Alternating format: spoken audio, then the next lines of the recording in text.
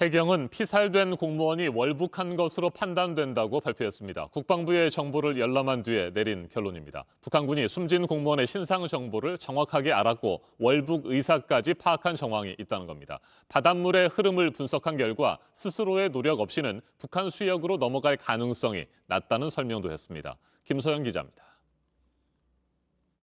종합하여 볼 때 실종자는 월북한 것으로 판단하고 있습니다. 월북 근거로 제시한 건 해경 수사팀이 지난 28일 열람한 국방부 자료입니다.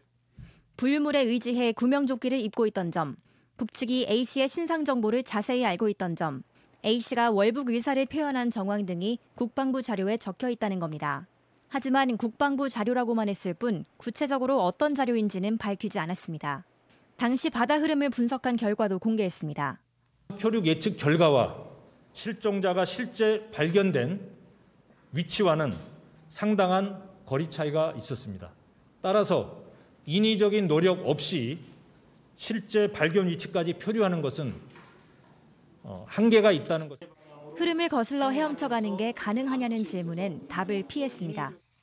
당시에 이제 파도 또 수온 그리고 이 실종자의 건강 상태나 수영 실력, 구명조끼 착용 여부 등 다양한 변수들이 있기 때문에 여기서 가능하다, 불가능하다를 직접적으로 좀 판단하기는 어려운 부분은.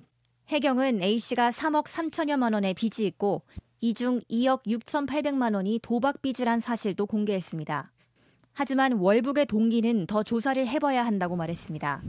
무궁화 10호 CCTV 2대와 실종자의 USB 3개도 국과수에서 분석 중이라고 설명했습니다. JTBC 김사연입니다.